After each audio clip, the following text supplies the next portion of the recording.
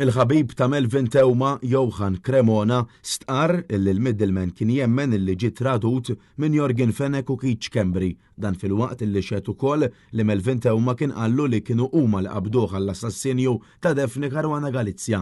Il-ġuri ta' Jorgen Fenech kompla b'xieda dettaljata minn Johan Cremona illi rrakont dak illi kien jgħidlu Melvin Teuma dwar il-qtil ta' Caruana Galizia, il-biżatt tiegħu u l-kuntatti li kien isostni li kellu ma' persuni oħrajn involuti fil-każ.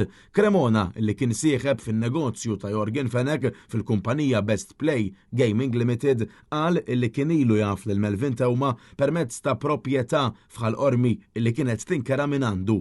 Fil-qorti ġew esebiti wkoll id-dokumenti tal-kirja iffirmati minn Teuma, Cremona u Fenech. Ix-xut irrakkonta kif fl-2018 kienet kamilleri tal-OPM kien talbu biex ilaqqgħu ma' Melvin Teuma. Huma iltaqgħu diversi drabi fosthom fil-Belt Valletta. Kien propju waqt din il-laqgħa li Cremona sema lil Teuma jgħid lil Kenneth Camilleri ara kif ser tagħmlu biex jirranġawlhom għall-bejl, b'referenza kif fehmu għall-aħwa de Giorgio. Madwar ġimgħa wara Teuma marandu fi stat id-disprat u qallu tradewni. Mistoqsi għal min kien qed jirreferi Cremona xiet li Teuma wieġbu Jorgen u Keith Schembri u qal li minn dak iż-żmien Teuma beda jmur għandu kważi kuljum.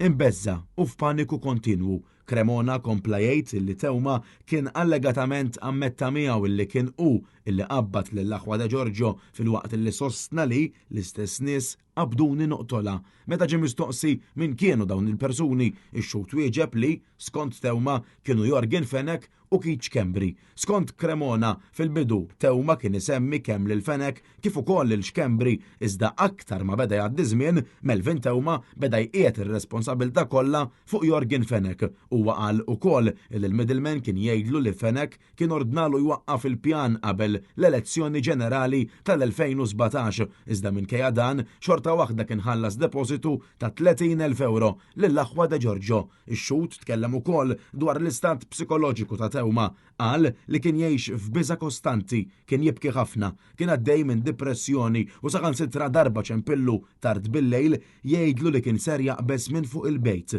Kull darba li kienu joħorġu żviluppi ġodda dwar il-qtil ta' Daphne Caruana Galizia, Teuma kien jidħol f'paniku jirrepeti li se jeħelsu minni u jaqa' kollox fuqi.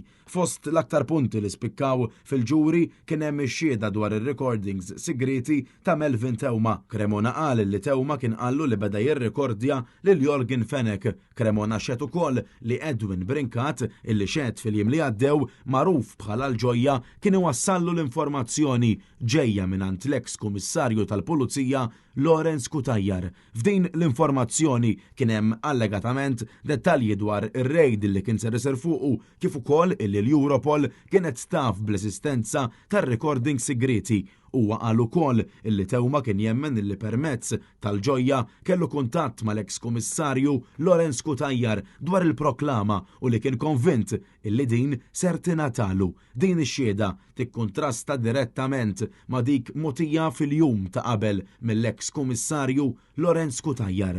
Intant fi 17 jum tal-ġuri Kutajjar ċaħad dawn l-akkużi u sostna li kull kuntatt illi kellu ma' Edwin Brinkat il-ġojja kien biss biex jipprova jikseb informazzjoni illi setet tgħin lill-Pulizija. Madankollu il-kontroeżami żviluppa f'wieħed pjuttost qalil min-naħa tad-difiża, tant li l-avukat Gianella De Marco qaltlu direttament li kien kummissarju korrott. L-eks kummissarju ċaħat ukoll illi qatt iddiskuta l-investigazzjoni ma' Keith Schembri għajr f'laqat uffiċjali fil-waqt illi qal l-unika komunikazzjoni bejniethom kienet dwar il-futbol. Barra minn hekk sostna li tkellem darba biss ma' xut Johan Cremona.